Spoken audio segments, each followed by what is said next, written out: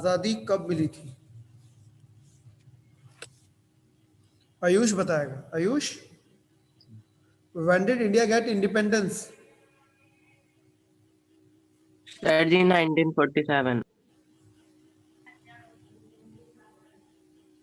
Ayush,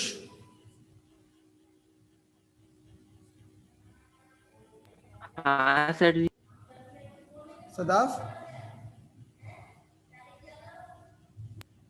yes sir. Sir ji 1947 बोला तो। Sadaf yes sir. बोलो बेटा। सर गुड क्या? Morning sir. Very good morning. Ayush, when did India get independence? 1947। 15 date? अगस्त 1947। 1947। डेट? 15 अगस्त। 15 अगस्त, बिल्कुल सही। 15 अगस्त 1947 इंडिया गेट इंडिपेंडेंस। ठीक है, बिल्कुल सही आपका आंसर था कि India get independence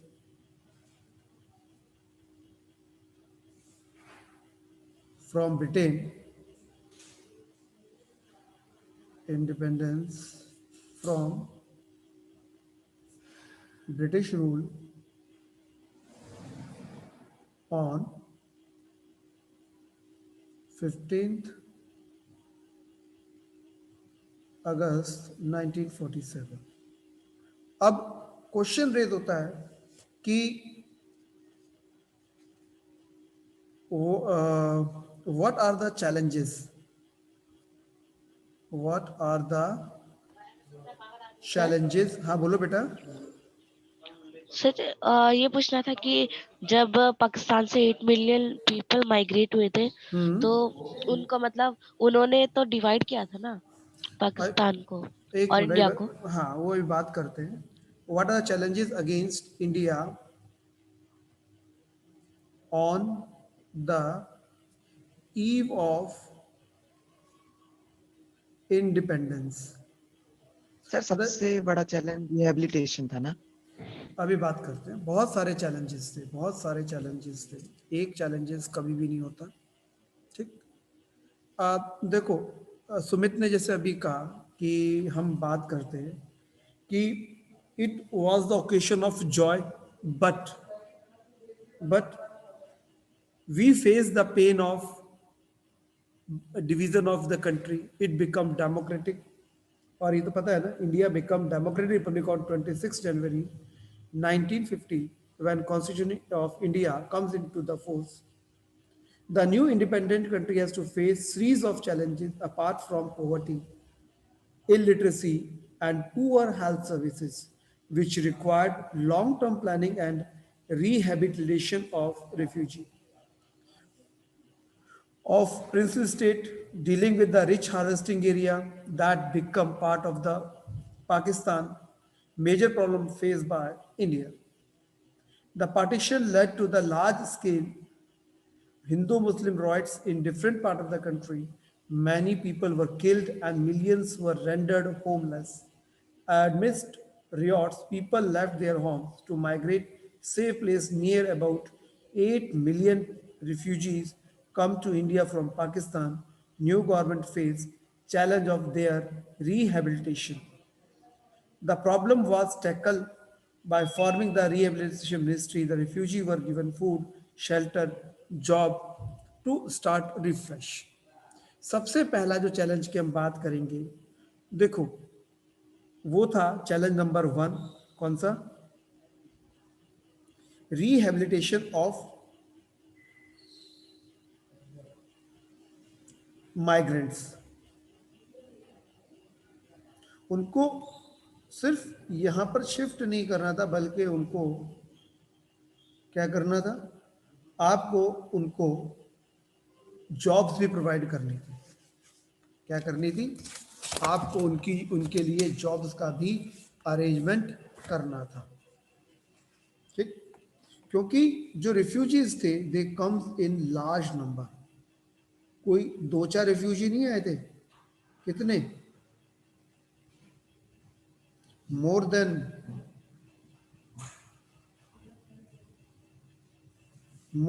8 million. more than 8 million refugee comes to India. Okay. In search of safer place. These refugees, these refugees not only come to capital region, they move to the or they migrate to the these people moves to different parts of country.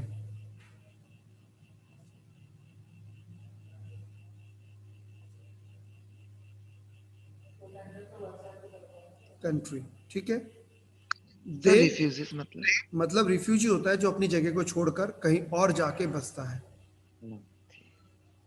ठीक ठीक है बेटा. और दे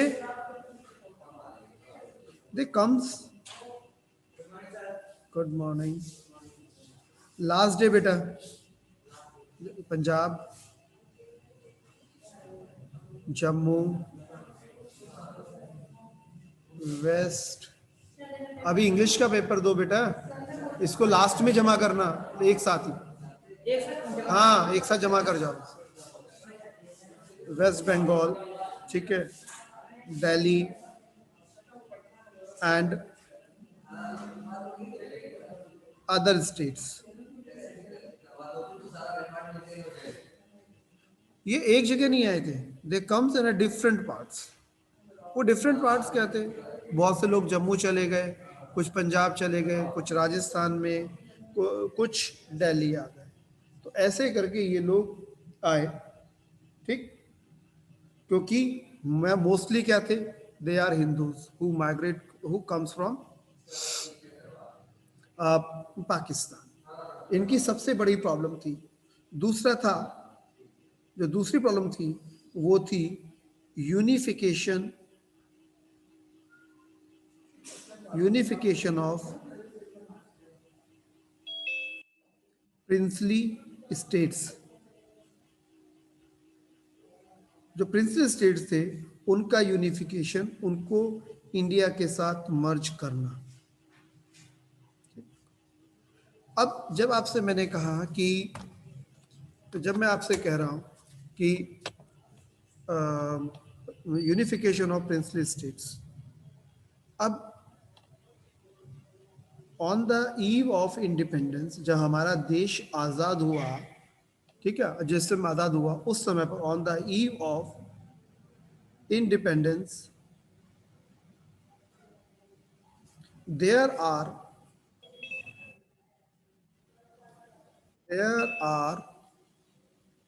more than 562 such princely states.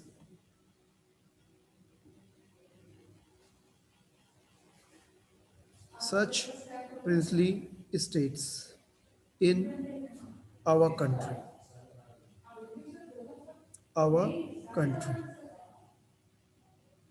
Now we have to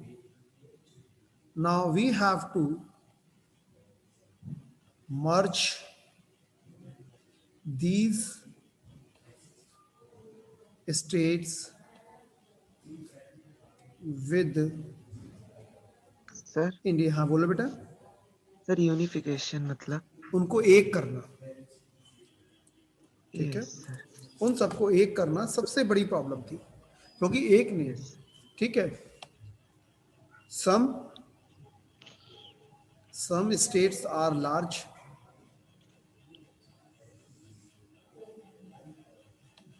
like Jammu and Kashmir, J&K, Hyderabad,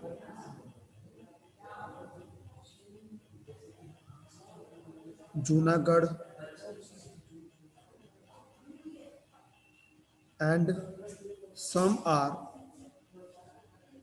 some are small. ठीक, sir हाँ, sir मतलब जब 550 princely state थे इसका मतलब इंडिया 550 पार्ट्स में डिवाइड था क्या? 550 पार्ट्स तो ये एंड 8 प्रोविजंस जो सीधे से ब्रिटिश गवर्नमेंट के अंदर थे। इन सबको भी तो यूनिफाइड करना था सर ना आफ्टर बेटा। Independence on the eve of independence, जब हमारा देश आज़ाद हुआ तो उस टाइम पर हमारे देश में मोर देन 562 प्रिंसली स्टेट्स थे, मतलब जहाँ पे राजा रजवाड़े रहते थे। और फिर यस हमारे देश के अंदर 8 स्टेट्स ऐसे थे जो सीधे ब्रिटिश गवर्नमेंट के अंडर थे, और जिनमें से 5 हमारे पास और 3 पाकिस्तान के पास गए थे। ठीक है, और जो बाकी स्टेट्स थे हम उनकी तो बात ही नहीं कर रहे हैं, जो पाकिस्तान के साथ जाना चाहते थे या नहीं जाना चाहते थे। हम बात कर रहे हैं कि जिन्हें इंडिया में लाना था। और आपको पता है 3 स्टेट्स ने जिनके नाम मैंने यहाँ लिखे, J&K, हैदराबाद और जूनागढ़, इन्होंने बहुत प्रॉब्लम्स क्रिएट की थी। जम्मू कश्मीर के जो महाराजा थे हरी सिंह, वो पहले फ्री चाहते थे, लेकिन जब पाकिस्तान ने उनके ऊपर अटैक किया, ठीक है, तो उस टाइम पर कि उन्होंने फिर इंडिया में शामिल होने का फैसला किया। हैदराबाद भी चाहता था कि वो इंडिया में एक इंडिपेंडेंट स्टेट बन के रहे। उसके ऊपर कब्जा करने के बाद जो है वो, 1 मिनट होल्ड करना, हाँ बोल।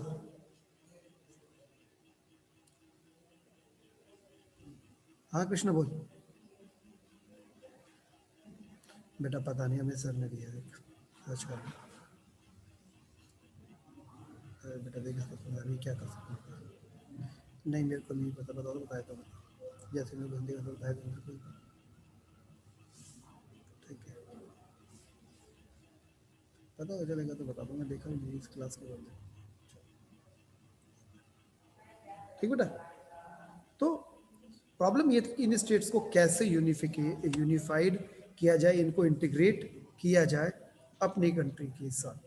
सर हाँ बोल बेटा। सर इस वक्त कॉन्स्टिट्यूशन बन चुका था या मतलब नहीं, अभी बस वो था कॉन्स्टिट्यूशन नहीं फ्रीडम? बना था, अभी कॉन्स्टिट्यूशन नहीं बना था। ठीक है, कॉन्स्टिट्यूशन बना था 26 नवंबर 1949 को कंप्लीट हुआ था। उसके बाद यस सेकंड थी, जो थर्ड प्रॉब्लम थी, ठीक है, वो था कि solve the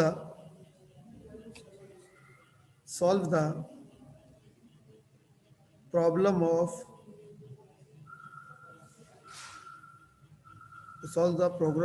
of food grains.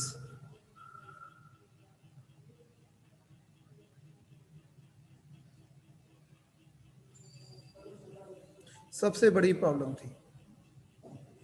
क्यों? जैसे आपसे कहा, विद द पार्टीशन, ठीक है, with the partition India lost the, ठीक, fertile area of Punjab and West Bengal। ठीक, जो हमारे पास मेन एरियाज था जहाँ से हमें सबसे ज़्यादा, अब जब ये गया, द रिजल्टेड, सर पंजाब वो पाकिस्तान के अंडर था। पाकिस्तान, जो पंजाब, जो रियल पंजाब था, जिसको हम रियल में पंजाब कह सकते हैं, वो पाकिस्तान में ही है, in shortage of food grains and raw material of jute industry. आपको बताया भी था ना कि जब हम इंडस्ट्रीज चैप्टर पढ़ रहे थे कि जो इंडस्ट्रीज थी, जूट इंडस्ट्रीज, वो तो हमारे पास रह गई, लेकिन जो रॉ मटेरियल प्रोड्यूसिंग एरिया था वो चला गया किसके पास? ईस्ट, जो आज का बांग्लादेश है, ईस्ट पाकिस्तान, वहाँ चला गया। और इसका इम्पैक्ट ये हुआ कि हमारी इंडस्ट्रीज के लिए शॉर्टेज वो आने लगी। ठीक। और आपको ये भी पता है कि most of the people living in rural areas and they are depend on agriculture. Is that right?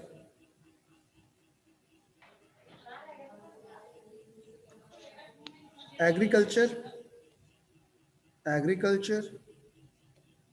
was fully dependent on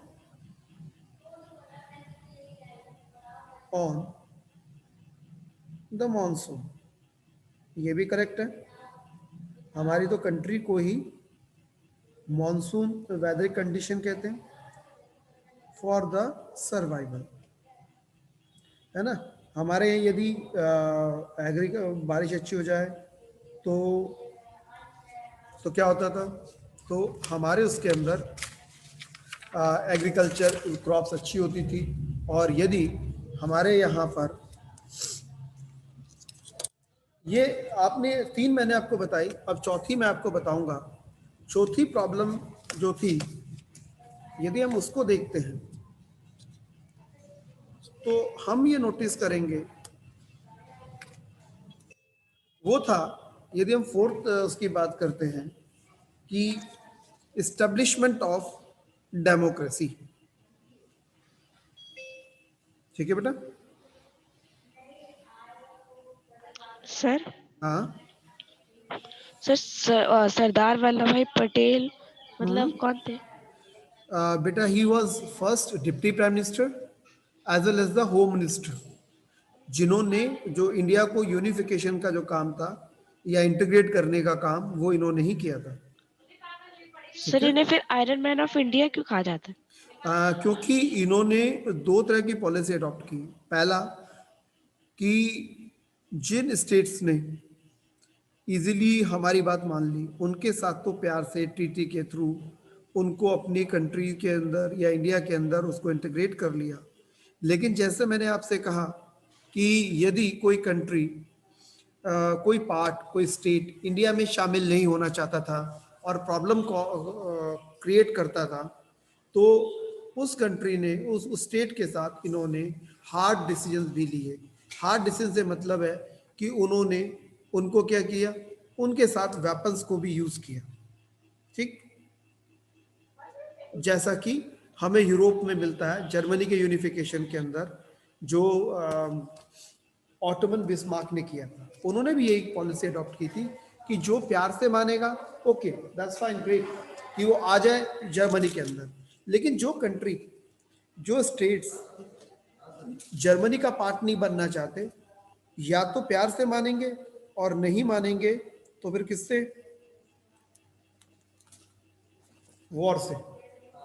अब जैसे हैदराबाद को इंडिया में जो मिलाया गया था, वो on the basis of army किया गया था बेटा।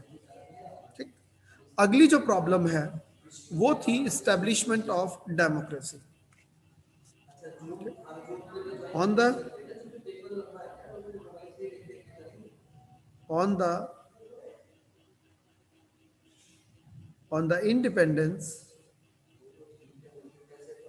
the independence of the country. ठीक है,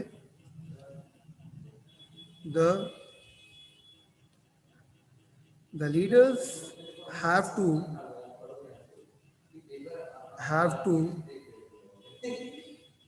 to decide that people, ठीक है, have to decide that people get or people's desire, people's desire will fulfill, कि मीन्स जो लोगों की इच्छा थी वो क्या हो सके, उसको फुलफिल किया जा सके। और पीपल्स किसके फेवर में थे? They are in the favour of democracy. But ठीक है बेटा, नेक्स्ट हम कहते हैं सो यदि हम बात करें, उसके लिए ज़रूरी था कि टू फ्रेम, क्या करना था? Frame the strong constitution, frame the strong constitution. उससे क्या होगा? Strong constitution which can not be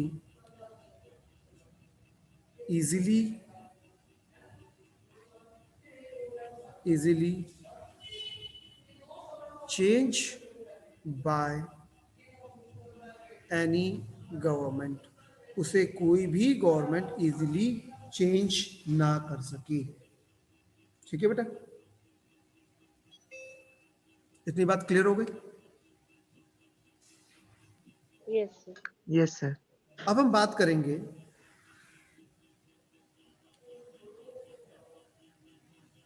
Indian constitution,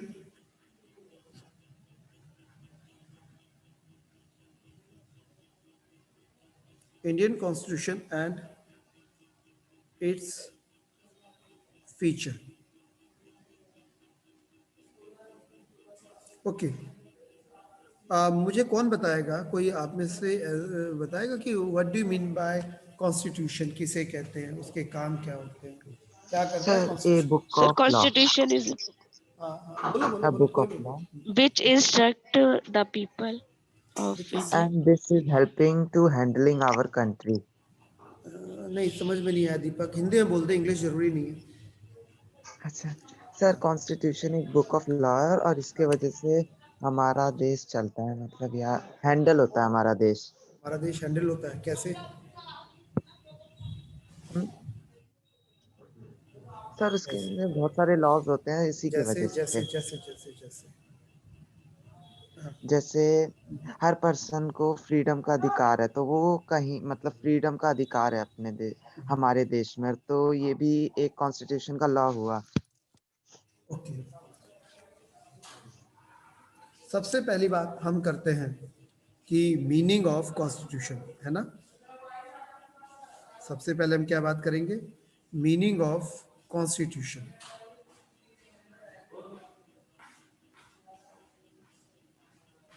देखो, हम कह सकते हैं कि constitution is a set of rules which help in functioning of a country. It provide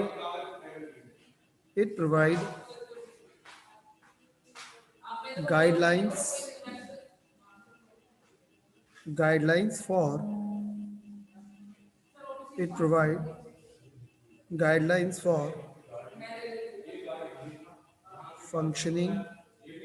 functions of government and rights and duties of citizens। ठीक है, अब हम नेक्स्ट बात करते हैं कि हमारे कॉन्स्टिट्यूशन के फीचर्स क्या है। ठीक है बेटा, यदि हम बात करते हैं सबसे पहला कि जो हम बात कर रहे हैं फीचर्स की, फीचर्स ऑफ कॉन्स्टिट्यूशन, तो सबसे पहला जो फीचर है कि हमारे कॉन्स्टिट्यूशन ने क्या किया, इट प्रोवाइड सिंगल सिटीजनशिप। हमारे यहाँ पर जो भी पर्सन्स हैं they all are Indian citizens. ठीक, सबसे पहला फीचर्स क्या है कि single citizenship for all citizens. हमारे यहाँ ये नहीं है कि एक आदमी जो है वो किसी स्टेट का सिटीजन होगा फिर कंट्री का होगा। हमारे यहाँ पर एक ही चीज़ चलती है, वो है single citizenship means we all are Indians. ठीक है, इतनी बात क्लियर हो गई बेटा? सर ये थोड़ा समझ नहीं आया। कि जैसे आपसे कहा कि आप अमेरिका में जाओगे ना, वहाँ पे ड्यूल Yes. सिटीजनशिप है, वहाँ ड्यूल सिटीजनशिप है। एक आदमी जो अमेरिका का रेजिडेंट है वो अमेरिका का भी रेजिडेंट होगा और उसके बाद किसी स्टेट का भी रेजिडेंट होगा। बात समझ में आई? यानी कि वहाँ पर जो आदमी शिकागो के अंदर रहता है उसके पास में दो सिटीजनशिप होंगी, एक शिकागो की होगी और दूसरी होगी अमेरिका की। बट हमारे यहाँ क्या है, हमारे यहाँ सिंगल है। हमारे कार्ड पे कहीं लिखा होता है क्या कि सुमित जो है वो बिहार से बिलोंग करता है, या मानसर हरियाणा से बिलोंग करते हैं, या दीपक राजस्थान से बिलोंग करता है, ऐसा लिखा होता है कहीं क्या? या उज्जवल दिल्ली से बिलोंग करता है, कहीं लिखा होता है ऐसा? No sir. तो मतलब it means we all are Indians. कहीं नहीं लिखा होता वी आर बिहारी और वी आर हिमाचली और वी आर गढ़वाली और वी आर कश्मीरी, लिखा होता है कहीं पर? No sir. तो इसका मतलब ये है कि जो इंडियन कॉन्स्टिट्यूशन है वो provide us single citizenship. Second था कि यूनिवर्सल एडल्ट फ्रेंचाइजी। हाँ, ठीक है, कि मीन्स द पर्सन, ठीक है, means the person who was above 18। लेकिन बेटा जब देश आजाद हुआ उस समय पर 21 थी। क्या थी? Franchise enable every citizen,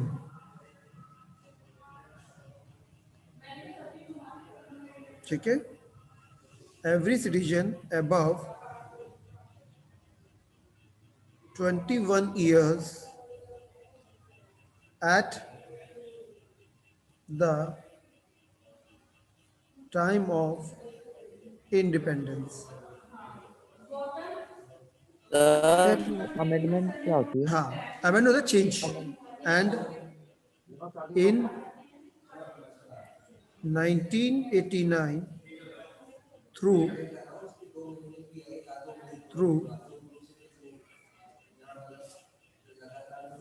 amendment it changed to 18 years। ठीक है, इतनी सर बात ये अमेंडमेंट होती क्या है? मतलब चेंज। ठीक है, मैंने आपको कहा सर कि एक्ट क्या होता है? बोलो बोलो बोलो। सर एक्ट क्या होता है? एक्ट होता है कानून, लॉ, कोई नियम, उसको हम कहते हैं। ठीक, उसके बाद जो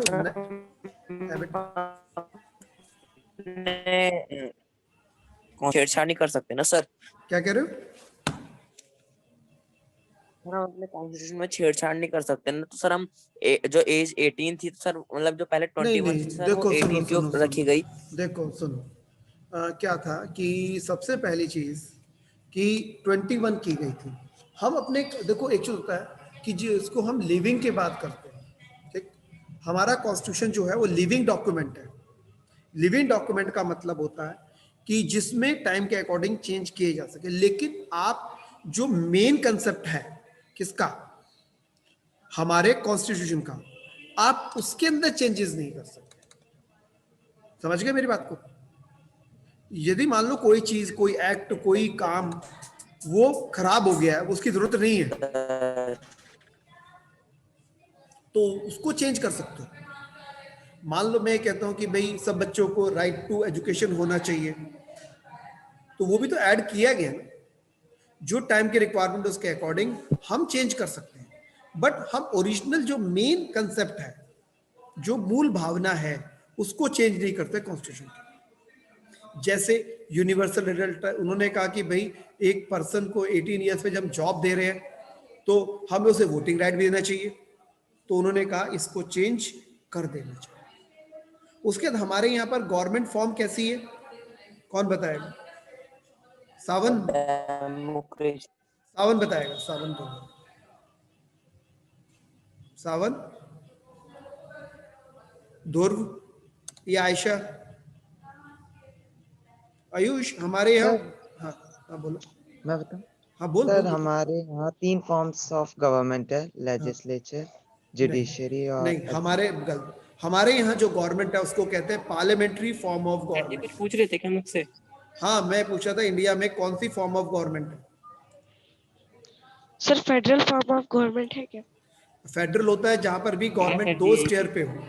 तो हमारे यहाँ पर जो गवर्नमेंट है वो पार्लियामेंट्री फॉर्म ऑफ गवर्नमेंट है, यानी कि हमारे यहाँ जो गवर्नमेंट होती है वो रिस्पॉन्सिबल होती है टूवर्ड्स क्या, टूवर्ड्स पार्लियामेंट। प्राइम मिनिस्टर है वो आंसरेबल होता है, रिस्पॉन्सिबल होता है पार्लियामेंट को। कोई भी काम होता है पार्लियामेंट से पूछ के नहीं हो, बिना पूछे नहीं होता। यदि गवर्नमेंट कुछ भी करे तो उसको बताना पड़ता है कि भाई उसने ऐसा क्यों किया, और किसको बताते हैं? कौन गवर्नमेंट को कंट्रोल करता है? पार्लियामेंट ही तो करती है। इतनी बात क्लियर हो गई? Yes sir. अब सर टाइम भी एग्जॉस्टिव डॉक्यूमेंट मतलब क्या होता है है? बेटा। एग्जॉस्टिव डॉक्यूमेंट मतलब? मतलब एग्जिस्टिंग डॉक्यूमेंट होता है कि जो अभी है, जो उस टाइम पर बनाया गया। ठीक है, अब तो लेस देन 1 मिनट रह गया। अगली क्लास में हम मतलब जो कल क्लास करेंगे उसमें कंटिन्यू करेंगे। ठीक है, okay yes sir sir. Sir, मेरा क्वेश्चन ओके था। बाय।